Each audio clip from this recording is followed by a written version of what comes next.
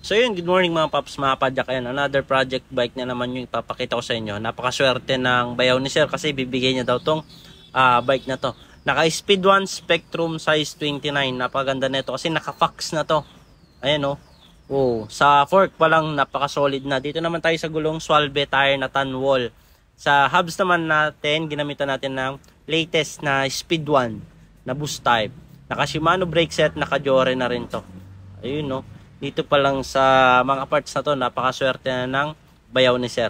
Ito naman, hindi to dropper post pero to yung seat post na suspension. Ayan, napakabihira nito. Napakabenta niyan dati sa amin.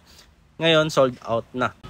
Siguro ma-advise ko na lang pag natanggap na to ng pagbibigyan ni sir, i-upgrade niya lang yung crankset ng Halotech. Lahat yan, the best na. At syempre, maraming salamat din sa nagpakabit ng Pops Pro 1 hubs.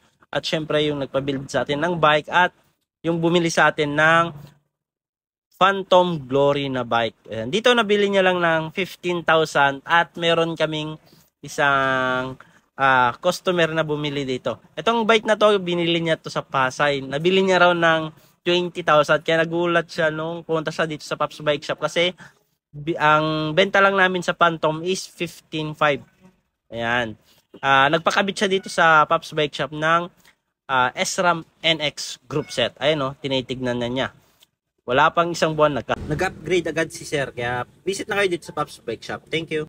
Mga nasa malalayong lugar naman na gusto magpakita ng suportas dito sa Pops Bike Shop at gusto mag-order, ayan, visit lang kayo dito sa mga legit account namin. Dito lang kayo pwedeng makipag-transact para legit at di kayo may scam.